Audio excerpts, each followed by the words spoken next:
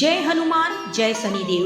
भक्तों, आज आपकी सभी मुरादें तुरंत पूर्ण होने वाली है, क्योंकि आज शनिवार के दिन जो भक्त हनुमान जी के मंत्र का जाप करता है अथवा श्री हनुमान चालीसा का पाठ करता है, उससे हनुमान जी शीघ्र ही प्रसन्न हो जाते हैं। भक्तों, आज आपकी जो भी मनोकामना है उसे हनुमान जी तुरंत पूर्ण करेंगे, क्योंकि कहा जाता है जो भक्त शनिवार के दिन शनिदेव से पहले हनुमान जी की पूजा अर्चना करता है उससे शनिदेव तुरंत ही प्रसन्न हो जाते हैं।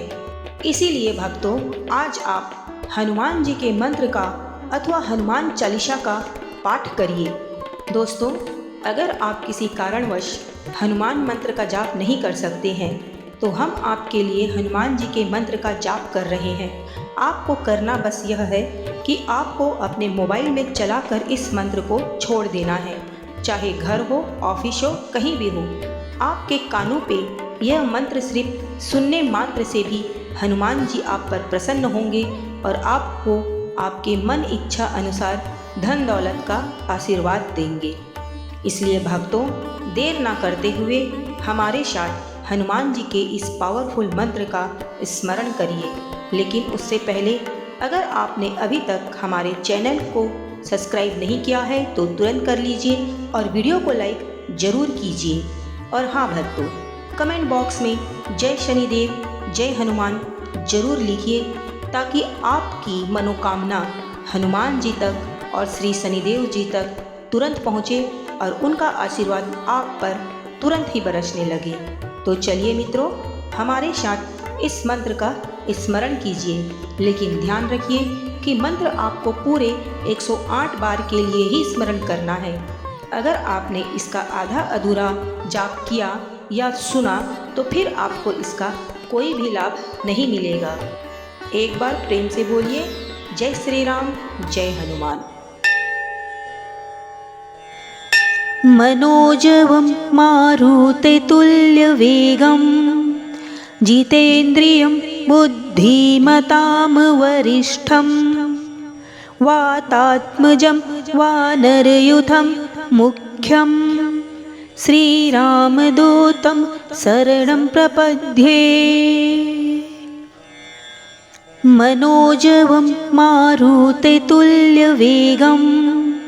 जितेन्द्रियं बुद्धिमतां वरिष्ठं वातात्मजं वानरयूथं मुख्यं श्रीरामदूतं शरणं प्रपद्ये।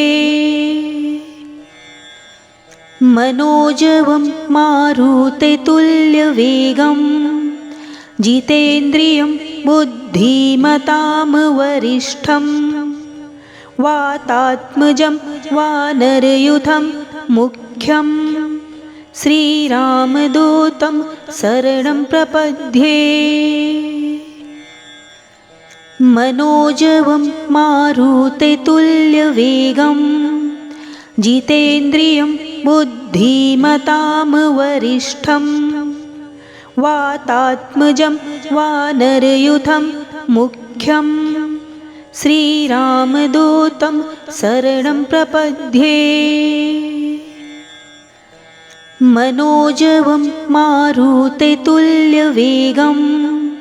जितेन्द्रियं बुद्धिमतां वरिष्ठं वातात्मजं वानरयूथं मुख्यं श्रीरामदूतं शरणं प्रपद्ये। मनोजवं मारुततुल्यवेगं जितेन्द्रियं बुद्धिमतां वरिष्ठं वातात्मजं वानरयूथं मुख्यं श्रीरामदूतं शरणं प्रपद्ये। मनोजवं मारुततुल्यवेगं जितेन्द्रियं बुद्धिमतां वरिष्ठं वातात्मजं वानरयूथं मुख्यं श्रीरामदूतं शरणं प्रपद्ये। मनोजवं मारुततुल्यवेगं जितेन्द्रियं बुद्धिमतां वरिष्ठं वातात्मजं वानरयूथं मुख्यं श्रीरामदूतं शरणं प्रपद्ये। मनोजवं मारुततुल्यवेगं जितेन्द्रियं बुद्धिमतां वरिष्ठं वातात्मजं वानरयूथं मुख्यं श्रीरामदूतं शरणं प्रपद्ये। मनोजवं मारुततुल्यवेगं जितेन्द्रियं बुद्धिमतां वरिष्ठं वातात्मजं वानरयूथं मुख्यं श्रीरामदूतं शरणं प्रपद्ये। मनोजवं मारुततुल्यवेगं जितेन्द्रियं बुद्धिमतां वरिष्ठं वातात्मजं वानरयूथं मुख्यं श्रीरामदूतं शरणं प्रपद्ये। मनोजवं मारुततुल्यवेगं जितेन्द्रियं बुद्धिमतां वरिष्ठं वातात्मजं वानरयूथं मुख्यं श्रीरामदूतं शरणं प्रपद्ये। मनोजवं मारुततुल्यवेगं जितेन्द्रियं बुद्धिमतां वरिष्ठं वातात्मजं वानरयूथं मुख्यं श्रीरामदूतं शरणं प्रपद्ये।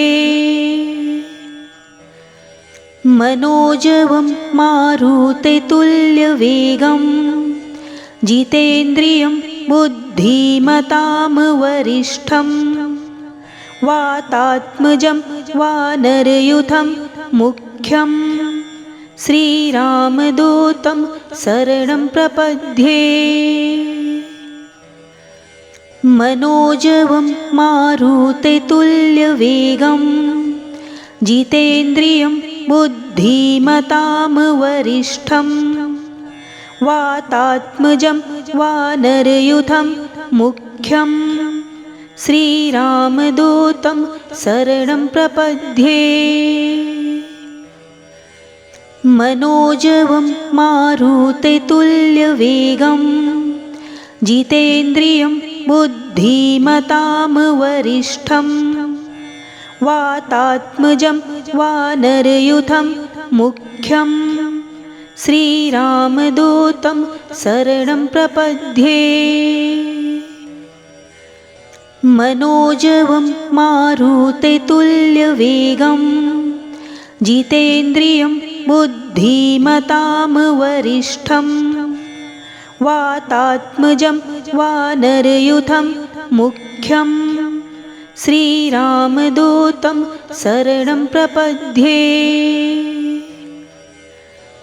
मनोजवं मारुततुल्यवेगं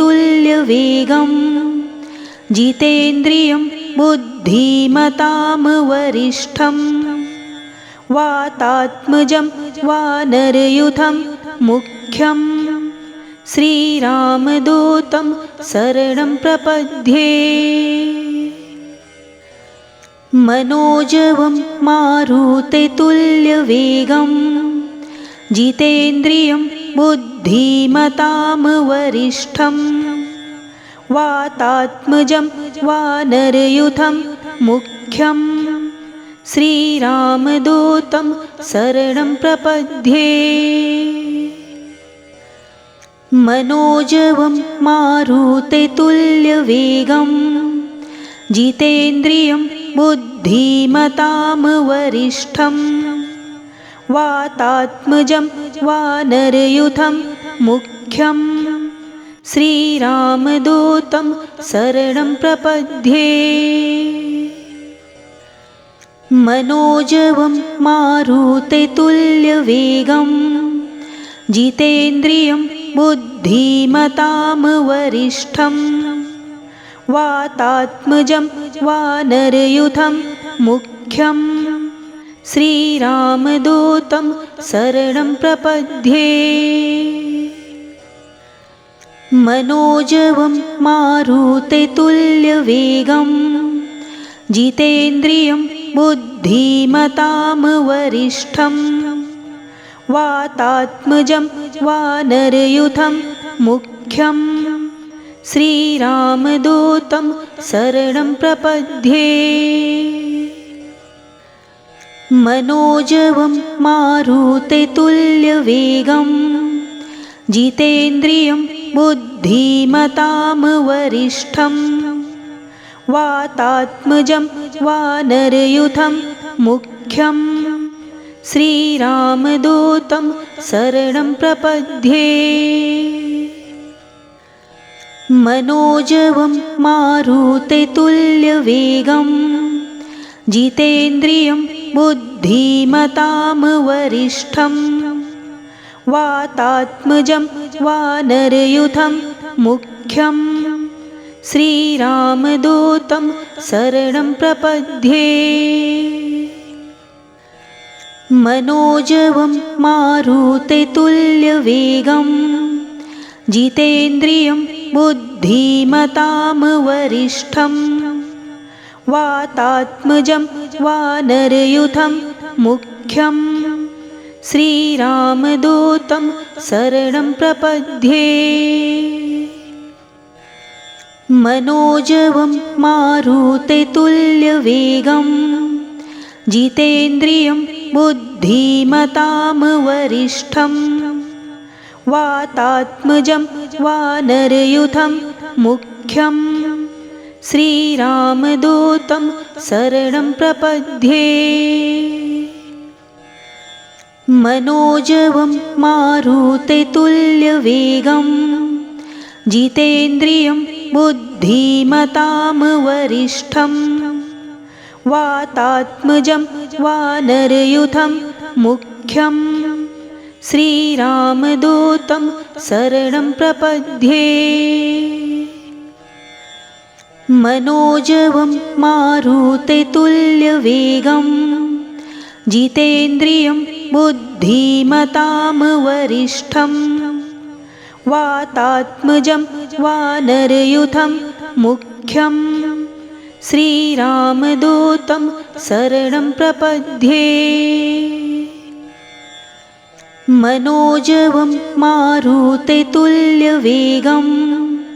जितेन्द्रियं बुद्धिमतां वरिष्ठं वातात्मजं वानरयूथं मुख्यं श्रीरामदूतं शरणं प्रपद्ये। मनोजवं मारुततुल्यवेगं जितेन्द्रियं बुद्धिमतां वरिष्ठं वातात्मजं वानरयूथं मुख्यं श्रीरामदूतं शरणं प्रपद्ये। मनोजवं मारुततुल्यवेगं जितेन्द्रियं बुद्धिमतां वरिष्ठं वातात्मजं वानरयूथं मुख्यं श्रीरामदूतं शरणं प्रपद्ये। मनोजवं मारुततुल्यवेगं जितेन्द्रियं बुद्धिमतां वरिष्ठं वातात्मजं वानरयूथं मुख्यं श्रीरामदूतं शरणं प्रपद्ये। मनोजवं मारुततुल्यवेगं जितेन्द्रियं बुद्धिमतां वरिष्ठं वातात्मजं वानरयूथं मुख्यं श्रीरामदूतं शरणं प्रपद्ये। मनोजवं मारुततुल्यवेगं जितेन्द्रियं बुद्धिमतां वरिष्ठं वातात्मजं वानरयूथं मुख्यं श्रीरामदूतं शरणं प्रपद्ये। मनोजवं मारुततुल्यवेगं जितेन्द्रियं बुद्धिमतां वरिष्ठं वातात्मजं वानरयूथं मुख्यं श्रीरामदूतं शरणं प्रपद्ये। मनोजवं मारुततुल्यवेगं जितेन्द्रियं बुद्धिमतां वरिष्ठं वातात्मजं वानरयूथं मुख्यं श्रीरामदूतं शरणं प्रपद्ये। मनोजवं मारुततुल्यवेगं जितेन्द्रियं बुद्धिमतां वरिष्ठं वातात्मजं वानरयूथं मुख्यं श्रीरामदूतं शरणं प्रपद्ये। मनोजवं मारुततुल्यवेगं जितेन्द्रियं बुद्धिमतां वरिष्ठं वातात्मजं वानरयूथं मुख्यं श्रीरामदूतं शरणं प्रपद्ये। मनोजवं मारुततुल्यवेगं जितेन्द्रियं बुद्धिमतां वरिष्ठं वातात्मजं वानरयूथं मुख्यं श्रीरामदूतं शरणं प्रपद्ये। मनोजवं मारुततुल्यवेगं जितेन्द्रियं बुद्धिमतां वरिष्ठं वातात्मजं वानरयूथं मुख्यं श्रीरामदूतं शरणं प्रपद्ये। मनोजवं मारुततुल्यवेगं जितेन्द्रियं बुद्धिमतां वरिष्ठं वातात्मजं वानरयूथं मुख्यं श्रीरामदूतं शरणं प्रपद्ये। मनोजवं मारुततुल्यवेगं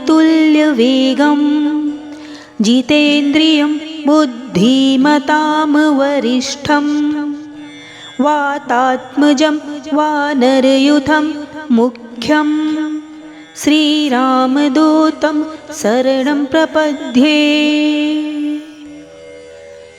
मनोजवं मारुततुल्यवेगं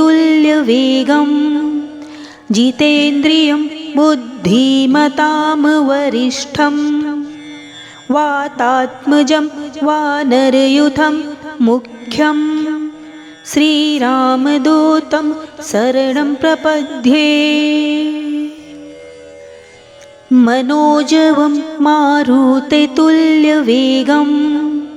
जितेन्द्रियं बुद्धिमतां वरिष्ठं वातात्मजं वानरयूथं मुख्यं श्रीरामदूतं शरणं प्रपद्ये। मनोजवं मारुततुल्यवेगं जितेन्द्रियं बुद्धिमतां वरिष्ठं वातात्मजं वानरयूथं मुख्यं श्रीरामदूतं शरणं प्रपद्ये। मनोजवं मारुततुल्यवेगं जितेन्द्रियं बुद्धिमतां वरिष्ठं वातात्मजं वानरयूथं मुख्यं श्रीरामदूतं शरणं प्रपद्ये। मनोजवं मारुततुल्यवेगं जितेन्द्रियं बुद्धिमतां वरिष्ठं वातात्मजं वानरयूथं मुख्यं श्रीरामदूतं शरणं प्रपद्ये। मनोजवं मारुततुल्यवेगं